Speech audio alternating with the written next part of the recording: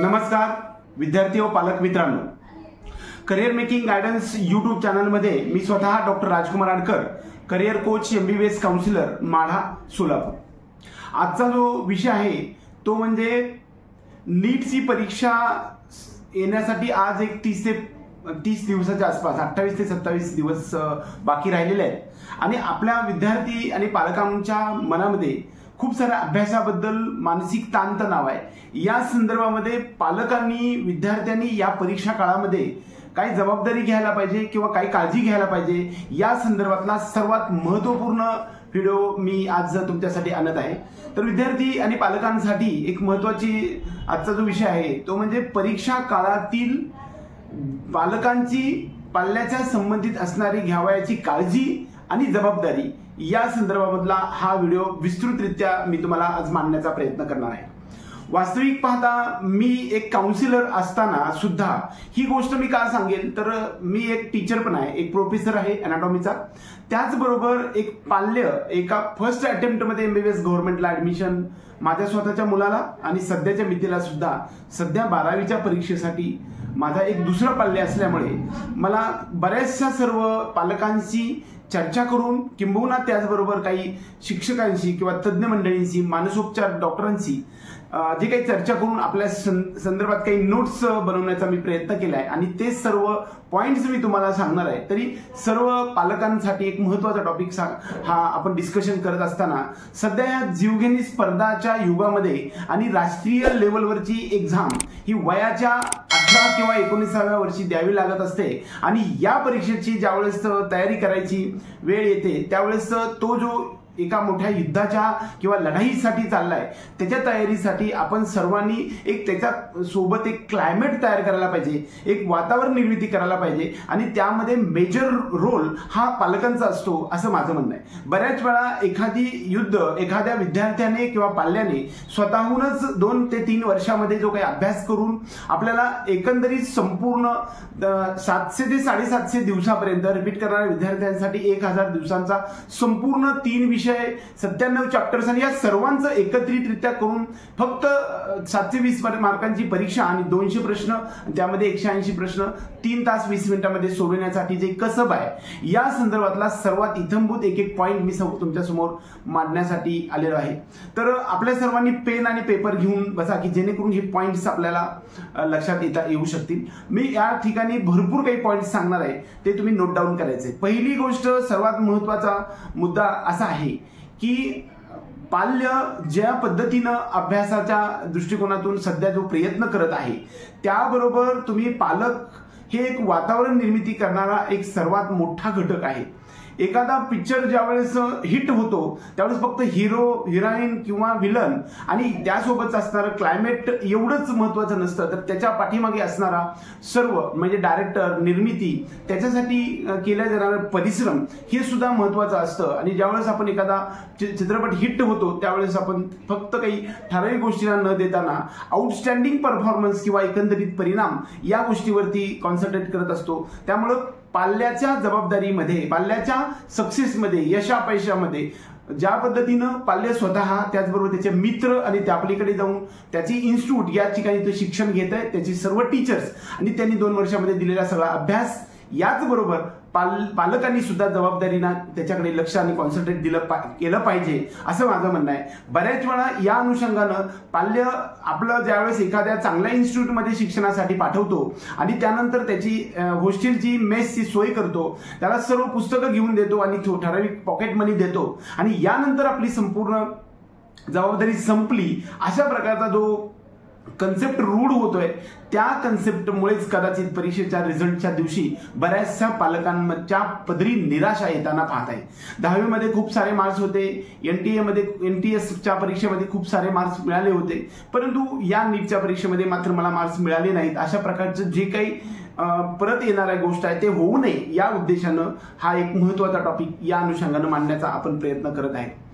पहिली गोष्ट, परीक्षेसाठी आजपासून पाहायला गेलं तर 28 ते 29 दिवस बाकी आहे. ह्या 29 दिवसामध्ये 100% वेळ पालकांनी पाल्यासाठी दिलं गेलं पाहिजे, हे महत्वाचं आहे. बऱ्याच वेळा तुम्ही जे आता समजा परिश्रम करत आहात, कष्ट करत आहात, ते पाल्यासाठी करत असतो, आपल्या अपत्यासाठी करत असतो. तर तेवढंच सर्व आता सुद्धा ते 28 ते 30 दिवस आहे, हे सुद्धा त्याच्यासाठीच करणार आहोत. म्हणून मी माझं स्वतःचं जे काम आहे, माझा व्यवसाय आहे, माझा धंदा आहे, त्याचबरोबर माझी नोकरी आहे, हे सोडून देईल, डायरेक्ट मी रजा टाकेल आणि कम्प्लीट मी आई आणि वडील दोघांनी पण त्याच्याकडे कॉन्सन्ट्रेट केलं पाहिजे, असं माझं म्हणणं आहे. आणि सगळ्यात महत्त्वाची जबाबदारी की माझा खूप सारे प्रश्न येतात की माझे पाल्य जे ते हॉस्टेलमध्ये मी काय करू, तर तुम्ही ते सर्व सोडून द्या. सर्व घरामधून सर्व तुम्ही गबाळ बांधा आणि उद्याच्या उद्या जाऊन पालकाच्या म्हणजे आपलं जे विद्यार्थी आहे त्याच्या घरी जाऊन त्याची एक रूम करा, एखादी फ्लॅट करा आणि तिथे स्वतः राहा, की जेणेकरून युद्धामध्ये एखाद्या वेळेस मानसिक ताणतणाव आला तर त्याचा जवळचा साथीदार त्याच्या जवळ असला पाहिजे. त्यामुळं तुम्ही घरूनच बऱ्याच वेळा मार्गदर्शन करण्यापेक्षा सर्वांनी हे सोडून द्या आणि डायरेक्ट तुम्ही त्याच्या सोबत जायला पाहिजे, असं माझं म्हणणं आहे. कदाचित शक्य नसेल तर दिवसभरातून कमीत कमी 2 वेळा फोन करून त्यांना पॉझिटिव्ह ॲटिट्यूडच्या संदर्भात बोललं गेलं पाहिजे. बऱ्याच वेळा विद्यार्थ्यांच्या मनामध्ये काही क्वेश्चन्स वाचून सुद्धा सोडत नाहीत किंवा ट्रिकी क्वेश्चन्स आल्यानंतर त्यांच्यामध्ये मानसिक स्थितीमध्ये जो बदल होतो त्यावेळेस तुम्हाला पॉझिटिव्ह ॲटिट्यूडची गरज असते. आज नाही जमलं तर उद्या 100% येईल, अशा प्रकारच्या कन्सेप्ट पालकांनी त्याला देण्याची गरज असते. त्यामुळं पालकांनी त्यांच्या सोबत राहणं फार गरजेचं आहे. सध्याच्या मितीला खूप साऱ्या क्वेश्चन्स पण येतात, ते म्हणजे मॉक टेस्ट किंवा चॅप्टर वाईज टेस्ट हे कोणत्या द्यावा. तर चॅप्टर वाईज टेस्टमध्ये स्कोर खूप सारा जास्त होतो, कारण कमी चॅप्टर्समध्ये किंवा टॉपिक छोटे असतात आणि प्रश्न मात्र 180 असतात. त्यामध्ये प्रश्न जास्त मार्क्स जास्त पडतात आणि त्यानंतर हेच मार्क्स पालक घेऊन येतात आणि नंतर ज्यावेळेस प्रत्यक्षात मॉक टेस्टमध्ये कमी येतात त्यावेळेस त्यांना लक्षात येतं की बऱ्याच वेळा मॉक टेस्ट जे ते शेवटच्या 1 महिनाभरात चालू होतात आणि त्यामध्ये मार्क्स मात्र फार कमी येत असतात. त्यामुळे मॉक टेस्ट हा सर्वात महत्त्वाची गोष्ट आहे. चॅप्टर वाईज टेस्टमध्ये जेवढे मार्क्स पडले आहेत तेच आपण घेऊन बसतो आणि आम्हाला सुद्धा नंतर ज्यावेळेस रिझल्टच्या नंतर सांगितले किंवा त्यांच्या टेस्टमध्ये एवढे सगळे मार्क पडत होते पण फायनल टेस्टला मार्क्स आले नाहीत. तर त्याचा महत्त्वाचा मुद्दा असा आहे की हे जे टॉपिक वाईज छोटे छोटे टेस्ट असतात त्या टेस्टमध्ये मार्क्स येतात का, तर त्याचा सिलेबस छोटा असतो आणि त्याच्यामध्ये प्रश्न जास्त असतात. त्यामुळे स्कोरिंग जास्त होतं आणि मॉक टेस्टमध्ये मात्र स्कोरिंग कमी होत असतं. त्यामुळे मॉक टेस्टवरती सध्या भर द्यायला पाहिजे, असं माझं म्हणणं आहे. परीक्षा देऊन आल्यानंतर पुढचा जो पॉईंट आहे तो म्हणजे पहिल्यांदा पेपर आल्यानंतर हा पेपर प्रत्यक्ष सोडून घ्या. पहिल्यांदा सर्व पाल्यांना आणि पालकांना आणि विद्यार्थ्यांना माझं म्हणणं आहे की एकूण 4 कलरचे पेन घ्या तुमच्याकडे. एक रेड कलरचा, एक ब्लू कलरचा, एक ग्रीन कलरचा आणि एक ब्लॅक कलरचा. ज्या प्रश्नाचं उत्तर आपल्याला बरोबर आलंय त्याला राईट साईन करून टाका आणि जे उत्तर बरोबर आहे आणि परफेक्ट तुम्हाला जमलंय त्या टेस्टमध्ये मॉक टेस्टमध्ये त्याला राईट करून टाका, म्हणजे ते ब्लू पेननं करा. ज्यानंतर एखाद्या प्रश्नाचं उत्तर जरासं कन्फ्युजन आहे आणि त्याच्यामधून सुद्धा बरोबर आले असेल त्याला आपण राईट करा, पण ब्लॅक पेननं करा. त्याचबरोबर एखाद्या प्रश्नामध्ये डाऊटफुल आहे आणि ते मला वाचण्याची आवश्यकता आहे तर असं तुम्हाला त्यांना वाटत असेल तर एक गोल ग्रीन कलरच्या पेननं तो क्वेश्चन पेपर करा. क्वेश्चनचा जो क्वेश्चन आहे त्याला गोल असं करा ग्रीन पेननं, आणि रेड पेननं मात्र गोल असं करा की जेणेकरून जो प्रश्न मला येतच नाही, तो समजलाच नाही, तो मला टॉपिकपर्यंत आजपर्यंत वर्षभरात किंवा 2 वर्षात आलाच नाही, हे सगळं तुम्ही पेनच्या साह्यानं तुम्ही जर करत गेला तर ते सर्व प्रश्न एकत्रित बाजूला काढता येऊ शकतात. म्हणजे पहिल्यांदा महत्त्वाचा क्वेश्चन आहे की पेपर ॲनालिसिस करा की ज्याच्यामध्ये ब्लू कलरमध्ये असेल ते आपले परफेक्ट झालेले आहे. ज्याच्यामध्ये थोडंसं कॉन्सन्ट्रेट करण्याची गोष्ट आहे त्याला ब्लॅक कलर. काही जणांना काही स्टडी करण्याची पण फार आवश्यकता आहे तो म्हणजे आपला ग्रीन कलर. आणि सर्वात महत्त्वाचा रेड कलरचा जो आहे तो काहीच समजला नाही आणि काहीच येत नाही, त्यामुळे त्याला पुन्हा स्टडी करण्याची गरज आहे आणि मधल्या पेपर देईपर्यंत त्याच्याकडे 100% कॉन्सन्ट्रेट करायला पाहिजे, असं माझं म्हणणं आहे. हे CMGचं स्वतःचं म्हणणं आहे, कदाचित आजपर्यंत कुणी तुम्हाला सांगितलं नसेल. त्यानंतर एक एरर बुक बनवा. एरर बुक म्हणजे दुसरा महत्त्वाचा मुद्दा, एक वही घ्या की त्यामध्ये जे जे चुका झालेल्या आहेत त्या लिहून काढण्याचा प्रयत्न करा. खूप वेळा काय होतं, लिहून काढायला गेलं तर वेळ जातो, पण तरी सुद्धा कदाचित तो पेपर आहे तो कोणता प्रश्न आहे तो चॅप्टर कोणता आहे त्याचं टॉपिक तरी थोडक्यात ठेवायला काय हरकत नाही. आणि जे आलं नाही ते त्यात लिहून ठेवलं तर त्याला एरर बुक असं म्हणेल. आणि ते एरर बुक जर समजा पाठीमागच्या काही दिवसापासून आपण रन करत आलेलं असेल तर त्या एरर बुकमध्ये जर एकदा लक्ष दिलं तर ज्या प्रश्नांचे उत्तर आपल्याला आलेली नाहीत त्या प्रश्नांच्या उत्तराकडे किंवा त्याच्याकडे कॉन्सन्ट्रेट करता येऊ शकणार आहे. बऱ्याच वेळा पुढचा जो टॉपिक पॉईंट आहे तो म्हणजे कॉन्सन्ट्रेट ऑन डिफिकल्ट चॅप्टर्स. आपल्याला ज्या ज्या प्रश्नांची उत्तरांची मालिका अगदी स्वस्त सोपी आणि इझी वाटते त्याच्याकडे थोडंसं लक्ष देण्यापेक्षा ज्याच्यामध्ये प्रश्न रिपीटेडली चुकतायत याच्याकडे कॉन्सन्ट्रेट करा आणि त्याच्यामध्ये शोधण्याचा प्रयत्न करा. एरर बुकमधून जेवढे प्रश्न आहेत ज्यांच्या प्रश्नांची उत्तरं ज्या चॅप्टरकडे लक्ष द्यायचं आहे ते आपल्याला वळवण्यासाठी सांगतंय असं एरर बुक आपल्याला समजावून सांगता येऊ शकतं किंवा हे एरर बुक आपल्याला सांगेल की बाबा इकडे आपल्याला कॉन्सन्ट्रेट करायचं आहे. त्यानंतर पुढचा प्रश्न आहे तो टाइम टेबल बनवा म्हणजे टाइम मॅनेजमेंट बनवा. तिथून पुढे दिलेल्या दिवसभरामध्ये 24 तास जे आहेत त्याच्यामधले 6 ते 8 तास त्याची झोप झाली पाहिजे. त्याचबरोबर मानसिक संतुलन झालं पाहिजे. आहार त्याच्यामध्ये हलका आहार असला पाहिजे, द्रवयुक्त आहार असला पाहिजे. आता उन्हाचे दिवस आहेत त्यामुळे जास्त लिक्विड डाएट असू द्या, जास्त गोड पण नसला पाहिजे, कैप येईल अशा प्रकारचं घेऊ नका. नॉनव्हेज वगैरे नसलं पाहिजे 100%. फळांचा वापर करा, फ्रूट ज्यूसकडे कॉन्सन्ट्रेट करा. जास्त करून संध्याकाळी जास्त जेवण देऊ नका. संध्याकाळी उशिरा 9-10 वाजता जेवण दिलं तर लगेच झोप लागेल, त्यामुळं कैप येईल असा आहार देऊ नका.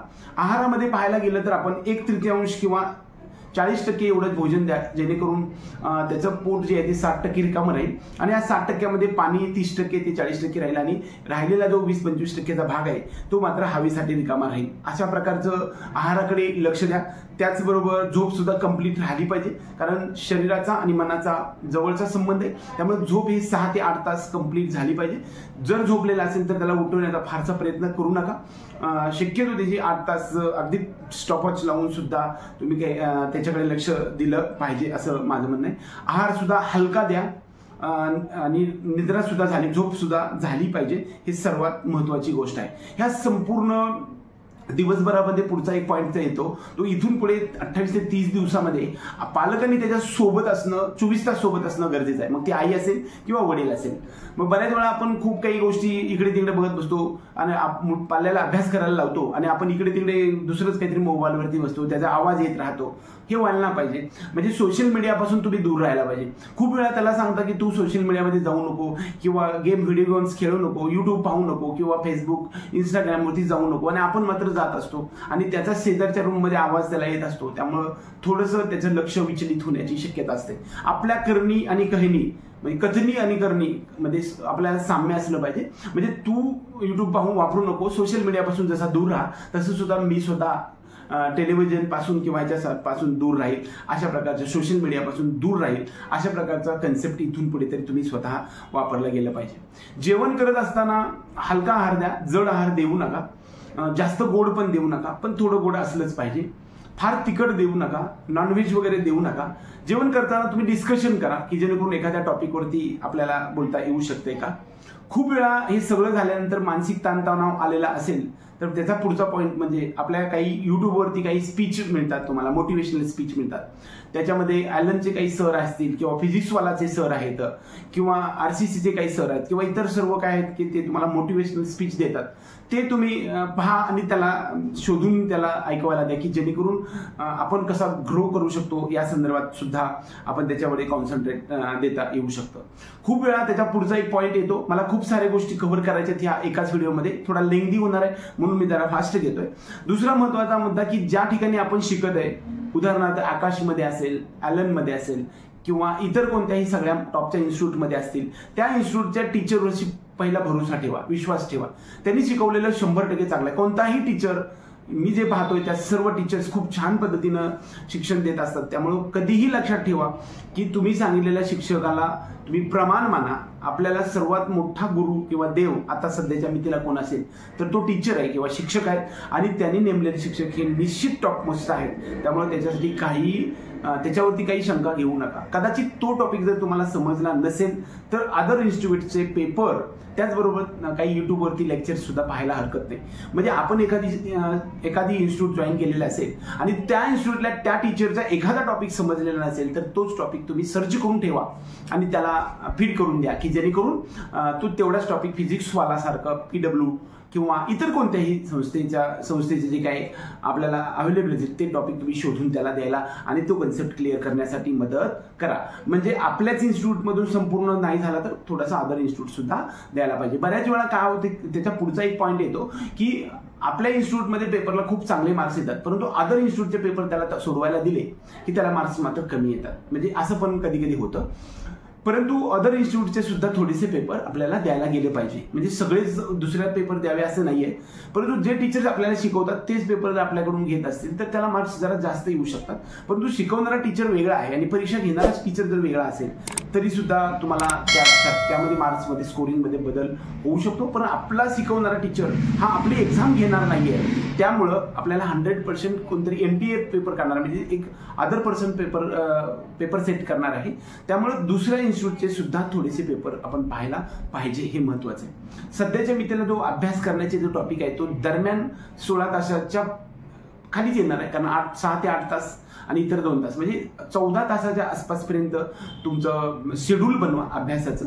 सर्वकडे कॉन्सन्ट्रेट करा. सर्व एका दिवसामध्ये संपूर्ण 4ही पेपरकडे लक्ष दिलं गेलं पाहिजे. फिजिक्स, केमिस्ट्री, बॉटनी, झुलॉजी सर्व पेपर्सला रिव्हिजन झालं पाहिजे. जास्तीत जास्त रिव्हिजन झाले पाहिजे. नुसते पेपर सॉल्व्ह करत गेलो आणि आपली रिव्हिजन होत नसेल तर काही उपयोग नाही. मध्ये एखादा दिवस गॅप पडला पाहिजे आणि नंतर एक टेस्ट झाली पाहिजे. ज्या टेस्ट पेपरमध्ये पेपर देत असताना काही घरी पण पेपर्स घ्या, काही इन्स्टिट्यूटमध्ये पण द्या, ऑनलाईन पद्धतीने पण काही पेपर्स देऊ शकता. ऑफलाईन पद्धतीने सुद्धा तुम्ही एक OMR शीट डाउनलोड करून ते प्रिंट काढून घ्या. एखाद्या इन्स्टिट्यूटचा पेपर मॉक टेस्ट घ्या रॅन्डमली आणि ते त्याच्याकडून सोडून घ्या. टाइम देताना मात्र बरोबर 3 तास 20 मिनिट घ्या. त्याच्याकडे अगदी तशा प्रकारचं फिलिंग तयार करा की जेणेकरून हे पेपर घरीच देत आहे, म्हणजे तुम्ही टीचरचंच फिलिंग ठेवा. बऱ्याच वेळा टीचर बरोबर तुमच्याबद्दले आई किंवा वडील सुद्धा तुमच्या समोर असल्यामुळे सुद्धा त्याला एक प्रकारचं फील येईल आणि कॉन्फिडन्स डेव्हलप होऊन 100% त्याचा स्कोर ग्रोथ होण्यासाठी मदत सुद्धा होऊ शकते. बऱ्याच वेळा इथून पुढच्या सगळ्या 28 ते 30 दिवसामध्ये मात्र आपण 100% पालकाच्या बरोबर असलं पाहिजे. आपण काही क्वेश्चन सांगत असतो की मी घरी आहे, मुलगा तिकडे आहे, मुलगी तिकडे आहे, तर तुम्ही ते सोडून द्या. सगळ्यांनी आपलं शेड्यूल सोडा आणि आता इथून पुढे 1 महिनाभर पाल्याच्या शेजारी जायला पाहिजे आणि दोघांचं कम्युनिकेशन झालं पाहिजे असं माझं म्हणणं आहे. आणि तसं शक्य नसेल तर तुम्ही प्रयत्न करा असं माझं म्हणणं आहे. त्याचबरोबर 100% त्याचा जो पाल्य टीचर अभ्यास स्टडी ह्या सर्वांचा समन्वय करण्यासाठी आपण प्रयत्न करायला पाहिजे असं माझं म्हणणं आहे. त्यानंतर पुढचा जो क्वेश्चन्स येतो म्हणजे परीक्षेसाठी जाताना खरं तर सोबत तुम्ही असायला पाहिजे असं माझं म्हणणं आहे. तुम्ही स्वतःचा फ्लॅट किंवा स्वतःचं घर बनवा आणि तिथे जा आणि त्या ठिकाणी सर्व गोष्टी करा. पेपरला जात असताना अगोदर 1 ते 1.5 तास काहीच करू नका, त्याला सोडून द्या, फ्रेशमध्ये ठेवडा. दुसरी गोष्ट, तिथून पुढे जाताना मात्र ट्रॅव्हलिंगमध्ये उन्हातानाचं काही देऊ नका. डायरेक्ट रिक्षामधून व्यवस्थित जावा. अगोदर एक अर्धा तास तरी मॉक टेस्टच्या अगोदर रिलॅक्स असला पाहिजे, 15 मिनिट रिलॅक्स असलं पाहिजे. नाहीतर आपण धावत पळत जातो परीक्षेला, थोडंसं मानसिक कंडिशन पण बिघडलेली असू शकते, तशी होऊ देऊ नका. शक्यतो सोबत तुम्ही त्यांच्या जावा. परीक्षा हॉलपर्यंत सोडायला जावा किंवा इन्स्टिट्यूटच्या दाराशी तुम्ही जावा, तिथंच थांबा. कदाचित नंतर तुम्ही घरी या आणि नंतर परीक्षा संपायच्या अगोदर एक 10 मिनिट तिथं पोहोचा आणि परत त्याला रिसीव्ह करा. कारण काय होतं, बऱ्याच वेळा पेपर सोडायच्या अगोदर किंवा पेपर नंतर आत्ताच्या ह्या पिरियडमध्ये खूप सारे टीचर्स वगैरे त्याचे काही मित्र भेटतात. त्यातले काही पॉझिटिव्ह स्पीकर्स असतात, काही निगेटिव्ह पण असतात. मी रिपीट करणार आहे, माझा अभ्यासच झाला नाही, मला काही जमणारच नाही, मला खूपच मार्क्स कमी यायला लागलेत, अशा प्रकारचं निगेटिव्ह हॅमरिंग त्याच्या डोक्यावरती झालं तर कदाचित त्याचा कॉन्फिडन्स लूज होण्याची पण शक्यता असते. त्यामुळे कदाचित त्यांना त्या ठिकाणी जाण्यासाठी तुम्ही सोबत असायला पाहिजे की जेणेकरून असं निगेटिव्ह झालं तर त्याला त्याच्यापासून परावृत्त करता येऊ शकेल आणि त्याची मानसिक कंडिशन ढळू देणार नाही. पॉझिटिव्ह ॲटिट्यूडकडे किंवा टार्गेटकडे आपण जी काही कॉन्सन्ट्रेट करणारी गोष्ट आहे ती आपण त्याला देऊ शकेल. दुसरी गोष्ट, स्ट्रेस मॅनेजमेंट सुद्धा, म्हणजे मानसिक स्थिती सुद्धा मॅनेज आपल्याला करता आली पाहिजे. ही मानसिक स्थिती आपण म्हणजे पाल्याला काय आवश्यक आहे ते त्याच्या सर्वात जवळचं कुणाला माहीत असेल तर त्याच्या आईवडिलांना, त्याचबरोबर त्याच्या मित्रांना, त्या संदर्भातल्या सर्व गोष्टी, मानसिक कंडिशन, त्याला कशाचा राग येतो किंवा डिप्रेशन कशाचं येतं किंवा ह्या सगळ्या गोष्टीच्या बोलण्यावरती त्याचा इथून पुढे प्रत्येक दिवसावरती त्याचा परिणाम होईल असं काही बोलू नका की जेणेकरून त्याची मानसिक स्थिती ढळेल वगैरे. त्यानंतर पुढचा जो पॉईंट आहे तो म्हणजे 1 पेज स्ट्रॅटेजी. 1 पेज स्ट्रॅटेजी म्हणजे एका पेपरवरती एक चॅप्टर अशा प्रकारचे 97 चॅप्टर्स आहेत. त्या सर्व चॅप्टर्सचा एका पेजवरती सगळं लिहून घ्यायचा प्रयत्न करा, की शक्यतो एखादा पेज असेल तो पेज घ्या आणि त्याच्यावरती चॅप्टरचं नाव लिहा आणि संपूर्ण चॅप्टर ह्या एका पेजमध्ये आलं पाहिजे. कदाचित एक 1 पेज स्ट्रॅटेजी याचा अर्थ असा नाही की एकाच पानामध्ये संपलं पाहिजे. 1 किंवा 2 किंवा 3 किंवा 4 पेज सुद्धा एखाद्या मोठ्या चॅप्टरचे होऊ शकतील, परंतु ते सर्व 1 पेज स्ट्रॅटेजीमध्ये म्हणायला पाहिजे की एका पेजमध्ये एक चॅप्टर, म्हणजे 97 पेजमध्ये 97 चॅप्टर्स गेला पाहिजे. असं उभं राहून आपण रिवाइज करता आलं. एखाद्या वेळेस आपल्याला थोडंसं वेटिंग कुठंतरी पडत असेल, समजा जेवणाच्या अगोदर किंवा कुठं, तर तेवढ्यामध्ये तुम्ही एक 3-4 चॅप्टर्स सुद्धा कंप्लीट करता आलं पाहिजे. त्यामुळे 1 पेज स्ट्रॅटेजीसाठी सुद्धा तुम्ही प्रयत्न करायला पाहिजे असतं. खूप वेळा काय होतं की पालक पाल्याला गोष्टी सांगतात. आता मला काय म्हणते की तुमच्या फिजिकल ऍक्टिव्हिटीमधून तुम्ही पाल्याला जे उपदेश करता ते त्याला जाणवलं गेलं पाहिजे. म्हणजे तुम्ही जसं करता, म्हणजे खूप वेळा काय होतं आपण सांगतो एक आणि तो आपण करतो एक, असं व्हायला ना पाहिजे, की जेणेकरून त्याला वाटलं पाहिजे की म्हणजे मी त्याला समजून घेण्यासाठी आपली फिजिकल ऍक्टिव्हिटी त्या पद्धतीनं त्याच्याकडे असली पाहिजे. दुसरा त्याच्या पुढचा पॉईंट आहे ते म्हणजे स्टडी रूमची सजावट. आपली सजावट आपण ज्याला म्हणूया, ती स्टडी रूम जी आहे त्याची, त्याला अगदी झोप लागेल अशा प्रकारचं पण नसलं पाहिजे. झोपून अभ्यास करायला देऊ नका, बसून अभ्यास करायला द्या. दुसरी गोष्ट टेबल आणि अशा प्रकारचं असलं पाहिजे. शक्यतो बसून असलं पाहिजे. झोपून केलं तर झोप लागण्याची शक्यता असते. त्याचबरोबर लाईटची मॅनेजमेंट व्यवस्थित असू द्या. डायरेक्ट असं जर फोकस लावला तर डोळ्यावरती परिणाम होऊ शकतो. त्यामुळे वरतीच लाईट असली पाहिजे, खूप अंधार पण नसला पाहिजे. त्याचबरोबर त्या स्टडी रूममध्ये सगळं शैक्षणिक वातावरण असलं पाहिजे. बरेचसे फॉर्म्युले लावलेले, काही डायग्राम्स असतील, त्याच्यामध्ये छोट्या छोट्या ज्या टफ वाटणाऱ्या गोष्टी आहेत त्या भरपूर सगळ्या रूममध्ये सजावट केलेली असली पाहिजे. त्यामुळे स्टडी रूमचं डेकोरेशन सुद्धा तेवढंच महत्त्वाचं आहे आणि ते तुम्ही सगळ्यांनी करायला पाहिजे असं म्हणून. मॉक टेस्टचे पेपर किती द्यावेत हा पण एक महत्त्वाचा मुद्दा आहे. खूप वेळा काय होतं की पालक आणि जास्त अवेअरनेस होतात आणि खूप अग्रेसिव्हली त्याच्याकडून खूप सारे क्वेश्चन्स पेपर सोडून घेण्याकडे त्याचा कल राहतो. परंतु सगळ्यात महत्त्वाचं, पेपर जास्त सोडून घेण्यापेक्षा जेवढे पेपर सोडून घेणार आहेत त्याचं पेपर अनालिसिसकडे तुम्ही जायला पाहिजे असं माझं म्हणणं आहे. एखादी मॉक टेस्ट घ्या आणि त्याच्यामध्ये मार्क्स किती आले, ह्याच्यापेक्षा किती गेले आणि कोणत्या चॅप्टरमधले गेले याच्याकडे तुम्ही कॉन्सन्ट्रेट करा आणि त्याला त्याच्याकडे थोडंसं डायव्हर्ट करायला लावा आणि त्या चॅप्टरवरती जरा लक्ष द्यायला लावा, की जेणेकरून ते रिपीटेडली जास्त वेळा वगैरे असं चुकलेलं आहे. दुसरी गोष्ट, या महत्वाची गोष्ट की रिपीटेडली एखाद्या चॅप्टरवरती चुकत असेल तर तो चॅप्टर परत त्याने अभ्यासाला घ्यायला पाहिजे असतं. अशा प्रकारचे कितीही मॉक टेस्ट दिल्या आणि तेवढीच मार्क्स पडत असतील, त्याच चुका पुन्हा पुन्हा करत असतील तर त्या परीक्षेत पहिल्या पेपरमधून जर आपण काहीच शिकत नसेल आणि पुढचा पेपरमधून तसाच देत असेल तर काय उपयोग, काय अर्थच आहे असं मला वाटत नाही. त्यामुळे 100% तुम्ही मॉक टेस्ट देत असताना त्याच्यामध्ये अनालिसिस करा की ज्या चॅप्टरवरती आपल्याला कमी मार्क्स पडतात त्याच्याकडे कॉन्सन्ट्रेट करायला पाहिजे. हे सर्वात महत्त्वाचं मुद्दा आहे की ज्यामुळे मॉक टेस्ट जास्त देण्यापेक्षा जेवढ्या दिलेल्या आहेत त्याचं पेपर अनालिसिस करून अभ्यासाकडे 720 100% कडे जाण्याचा प्रयत्न करा. दुसरा महत्त्वाचा मुद्दा म्हणजे व्यायाम. त्याचा थोडासा व्यायाम पण झाला पाहिजे. जास्त एक्सरसाइज 20, 30, 40 मिनिटं करण्याची काही आवश्यकता नाही. 5 ते 10 मिनिट मानसिक संतुलन राहण्यासाठी त्याला काही प्राणायाम, योगासनं, त्याचबरोबर सूर्यनमस्कार हे सुद्धा टॉपिक एक 10 ते 15 मिनिटं करायला हरकत नाही, की जेणेकरून त्याच्या शरीरामध्ये तशा प्रकारची पॉझिटिव्ह एनर्जी सुद्धा उत्पन्न होते. हे सर्व करत असताना तुम्ही स्वतः त्याच्याबरोबर सूर्यनमस्कार किंवा योगासने किंवा ज्या गोष्टी आपण प्राणायाम म्हणतो ते करायला पाहिजे असं लक्षात घ्यायचं आहे. बऱ्याच वेळा काही वेळा हे सर्व गोष्टी झाल्यानंतर सुद्धा तरी पण पेपरमध्ये काही मार्क्स कमी येत असतील तरी पण काही काळजी करू नका. त्याला धीर द्या, आधार द्या. आजचा पेपर सोपा गेला, उद्याचा निश्चितच सोपा जाईल. याच्याकडे कॉन्सन्ट्रेट करा. पॉझिटिव्ह ॲटिट्यूड त्याच्यामध्ये आणण्याचा प्रयत्न करा की जेणेकरून तुम्हाला 100% 100% पर्यंत जाण्याचा प्रयत्न करा. त्याच पलीकडे जाऊन तो जर खूपच घाबरून गेलेला असेल, मानसिक स्थिती त्याची बिघडलेली असेल तर एखाद्या मानसोपचार डॉक्टरकडे जाऊन डिस्कशन करून घ्या. औषधाची काही गरज नाही, डिस्कशन करून घ्या की जेणेकरून ते तुम्हाला त्याच्यामध्ये काही मतं सांगतील आणि त्यानुसार तुम्हाला तुमच्या काही गोष्टी असतील, तुमच्यामध्ये कमी मार्क्स पडत असतील, तुमच्यामध्ये मनात डिप्रेशन मध्ये येत असेल, त्यामुळे इलेक्ट्रोलाइट्स आपल्या ब्लडमध्ये किंवा ह्याच्यामध्ये पडत असेल तर ते इलेक्ट्रोलाइट्स मध्ये चेंज करण्यासाठी तुम्हाला पॉझिटिव्ह एनर्जीसाठी किंवा तुमच्या ह्याच्यामध्ये परत इम्प्रूव्ह करण्यासाठी डॉक्टरांचा सल्ला सुद्धा घ्यायला पाहिजे असं माझं म्हणणं आहे. त्याचबरोबर इन्स्टिट्यूटचे स्वतःचे टीचर्स किंवा इतर पालक, म्हणजे आपले इन्स्टिट्यूटचे टीचर्सचं रेग्युलर कम्युनिकेशन असू द्या. त्याबरोबर इतर टीचर सुद्धा की जेणेकरून आपले आदर्श असतील आणि ते आपल्याला सांगत असतील त्यांचं सुद्धा, त्याचबरोबर इतर समाजातील काही वडीलधारी मंडळी असतील की ज्यांनी आजपर्यंत सक्सेसफुल झालेले असे पालक असतील किंवा मार्गदर्शक असतील अशांचं थोडंसं गाईड घेऊ शकता.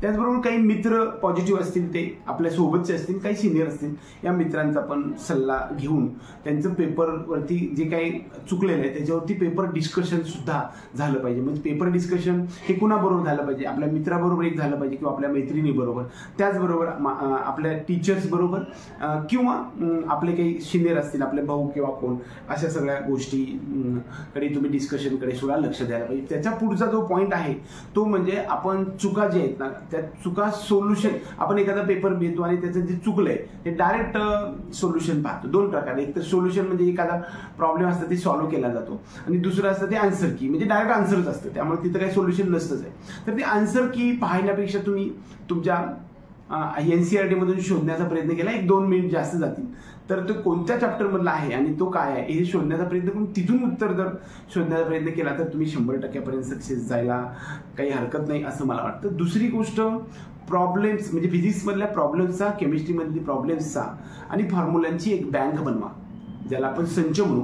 हे संच बनवायला पाहिजे की जेणेकरून एका वेळेस फक्त फॉर्म्युलेच आपण लक्ष देता आलं पाहिजे आणि त्याचे पण एक वेगळा संच बनवा, एक 5-10 पानामध्ये एवढं व्हायला पाहिजे की सगळे प्रॉब्लेम्स एका ठिकाणी किंवा टफ असणारी गोष्टी किंवा प्रॉब्लेम्सचे सगळे फॉर्म्युलेस एका ठिकाणी देण्याचा प्रयत्न केला की सगळ्या प्रकारचे प्रॉब्लेम्स एका वेळेस आपल्याला चेक करता येऊ शकतात. मी मगाशी सांगितल्याप्रमाणे red colour, green colour, blue colour आणि ब्लॅक कलर सर्वांनी विकत घ्या आणि त्या पद्धतीनं तुम्ही प्रत्येक प्रश्नाला, ब्ल्यू असेल त्याला राईट करा, जे काही ब्लॅक कलरचा पेन आहे त्यांना थोडंसं कॉन्सन्ट्रेट करायचंय आणि ज्या डाऊटफुल आहे त्याला ग्रीन घ्या आणि खूपच टफ जात आहे त्याला रेड घ्या आणि जे रेड आहे त्याच्याकडे कॉन्सन्ट्रेट करायला पाहिजे. त्यानंतर अवॉइड सिली मिस्टेक्स पुढचा पॉईंट आहे, तो म्हणजे अवॉइड सिली मिस्टेक्स जर म्हणायचं म्हणलं तर आपल्या नेहमीचं बरोबर उत्तर असतं आणि आपल्याला येत पण असतं, पण तिथं गेल्यानंतर गोंधळाची स्थिती होते आणि आपले छोटे छोटे मिस्टेक्स होतात. त्या मिस्टेक्स टाळण्याकडे कल घ्या. अशा छोट्या छोट्या झालेल्या चुका पुढच्या पेपरमध्ये होणार नाहीत याच्याकडे जरा थोडंसं कॉन्सन्ट्रेट करायला पाहिजे. त्याचबरोबर डिफिकल्ट वाटणारे चॅप्टर्स आहेत त्याच्याकडे पण लक्ष द्या.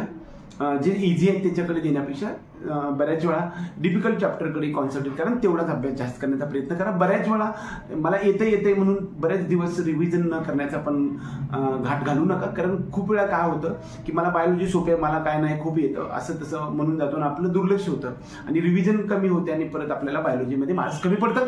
त्यामुळं जे इझी आहे ते पण एकदा रिवाइज करायला वेळ थोडासा द्या आणि ते पण करून घ्या आणि टफकडे कॉन्सन्ट्रेट करा की जास्तीत जास्त 720 कडे आपल्याला जाता येऊ शकेल. बऱ्याच वेळा काय होतं की एखादा समजलेला नाही असा टॉपिक सुद्धा आतापर्यंत आपल्या समोर राहतो, मग तो न समजलेला टॉपिक आपण कसा घ्यायचा असा पण प्रश्न येतो.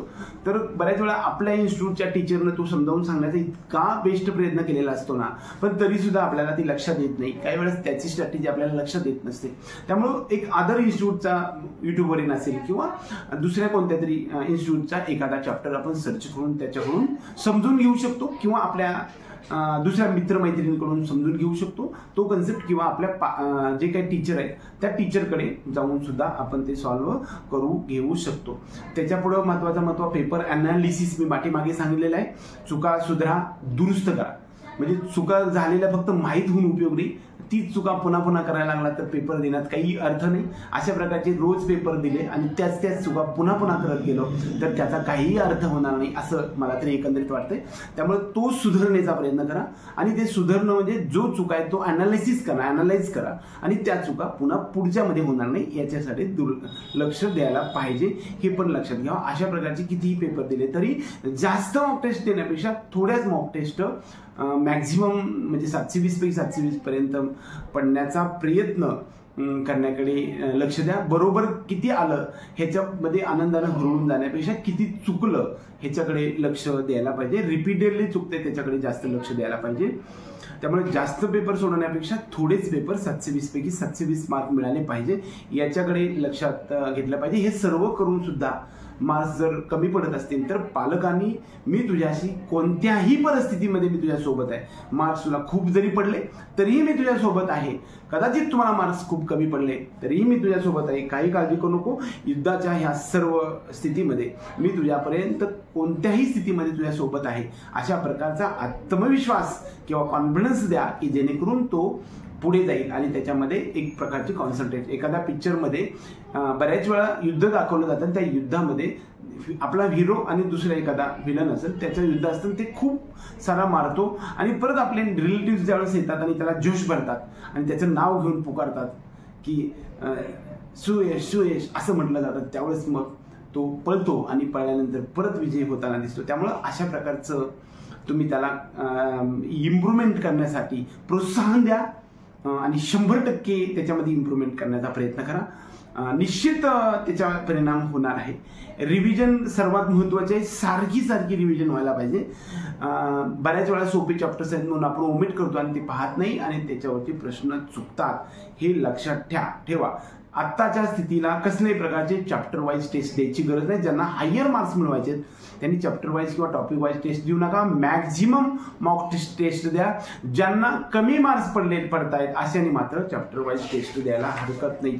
सर्वात महत्त्वाचा टॉपिक आहे. खूप सारे पॉईंट्स पालक आणि पाल्यांना आणि पाल्यामध्ये जे रिलेशन आहे ते डेव्हलप होण्यासाठी परीक्षा काळामध्ये तुमच्यामध्ये मानसिक स्थिती आणि संतुलन ठेवण्यासाठी, त्याचबरोबर अभ्यासाचं नियोजन, टाइम मॅनेजमेंट, परीक्षेला जाण्यासाठी, सामोरं होण्यासाठी, सज्ज होण्यासाठी, युद्धासाठी लागणारा दारुगोळा आणि दानागोटा हे सर्व पाठीशी घेऊन एका मोठ्या युद्धाच्या, राष्ट्रीय पातळीवरच्या युद्धाच्या तयारीसाठी आपल्या सर्व विद्यार्थी आणि पालक आणि त्याच्यासोबतचं सर्व वातावरण निर्मिती करणारे सर्व घटकांना आपल्या नीट UG 2024च्या परीक्षेसाठी हार्दिक शुभेच्छा देऊन आपल्या टीम करिअर मेकिंग गायडन्सच्या माध्यमातून आपलं सर्व विद्यार्थी आणि पालक आणि आपले सर्व जे काही व्ह्यूअर्स आहेत हे तुमच्या आयुष्यभरामध्ये मोठे मोठे शिखर आहे, तुम्ही मोठी मोठी शिखर पादाक्रांत करावी आणि परत वळून आमच्याकडे पाहावे आणि आम्हाला रिअलाइज होऊ द्यावं की आमच्या एका शब्दाचा तुमच्या आयुष्यभरामध्ये उपयोग झाला.